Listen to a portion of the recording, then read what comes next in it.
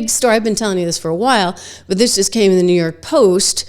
Within the last 24 hours, it says morale is so low. Well, they've been firing people. They've been firing some top producers over there at The View because, well, let's just say those producers can't get the likes of Whoopi and Sunny and Joy under control. Now, can they? Okay, here's the headline. Morale is low. Morale is low because they're firing people, and the head producer has asked them to dial back some of their criticism of Donald Trump. It's very interesting. I've been watching this, and the first thing I noticed, one, was that Whoopi was totally dialed back, like right after the election, immediately after the election. So before the election, she was saying all kinds of crazy stuff, really crazy stuff, uninformed stuff, similar to what you're hearing from the Joy Reids of the world, or Mika, or even Joe Scarborough. I didn't get a chance to play you his Hitler best, Mussolini best, but she had a similar tone.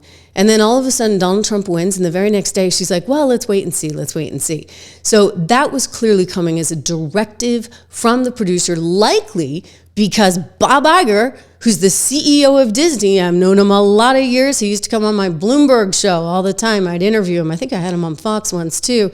And, he came back into this seat, and he's like, so he doesn't really like Trump.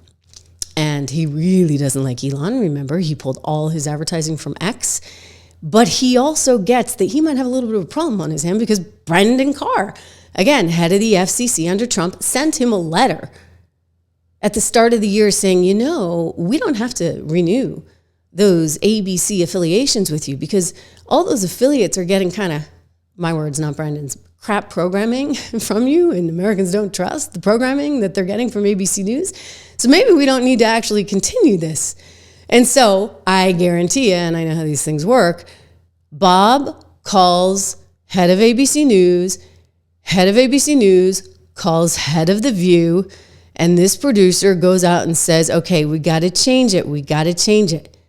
I mean, on top of that, you have Georgie Pie, little George Stephanopoulos, who's probably exiting this summer. He's fired. Like, he's not going to be able to continue on in that show. In fact, I haven't even seen him on that show that he does, that weekend show. I think Marco Raditz hosted it again this weekend.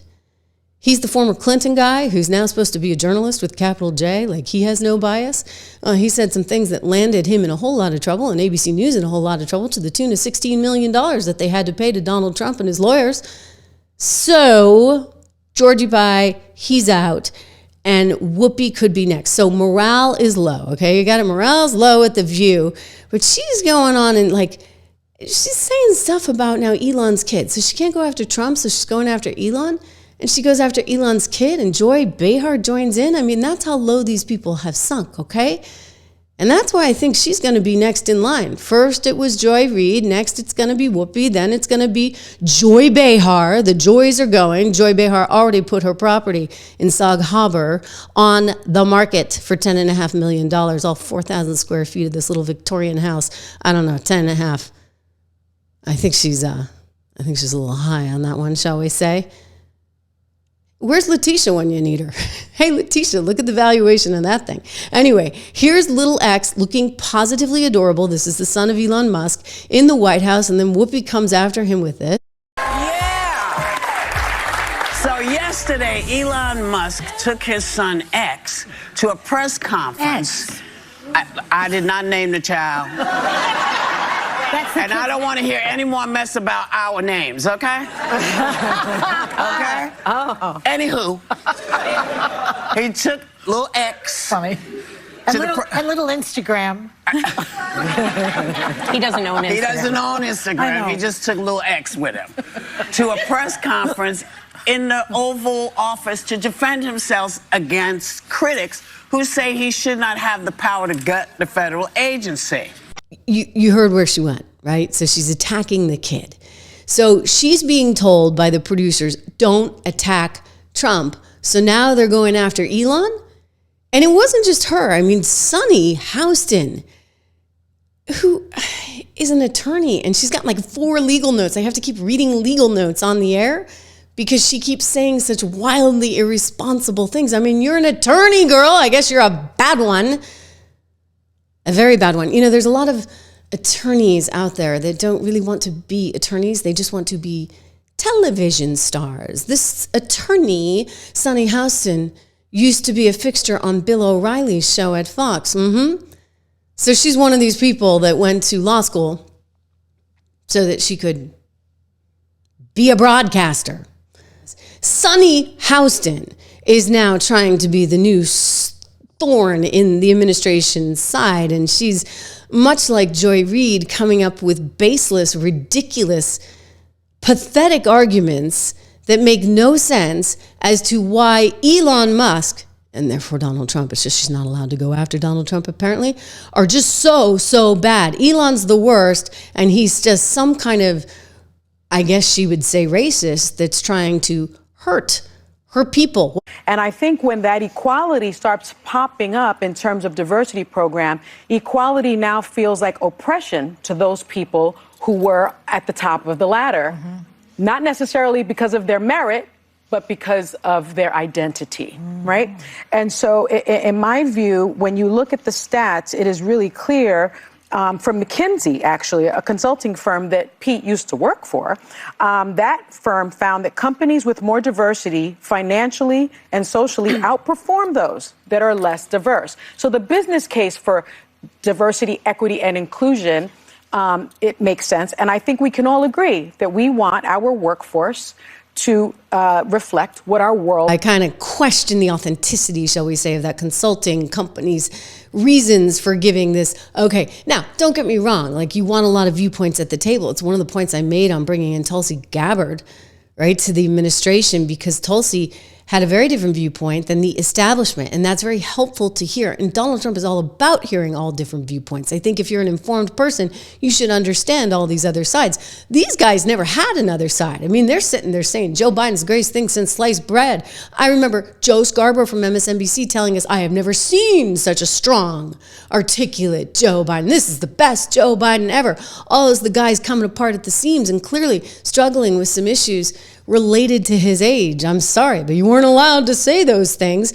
They have nothing to go on. They can't talk policy. And so this is what they resort to. This one's bad. So this is Sunny Houston, the lawyer that's not really a lawyer, just wants to be a TV star, can't get her facts straight, has to read legal notes because she's always in trouble on ABC, saying that Elon is nothing but like, slave owner from the 1700s, effectively. Listen. I think he does too, though, don't you? No, I think he does.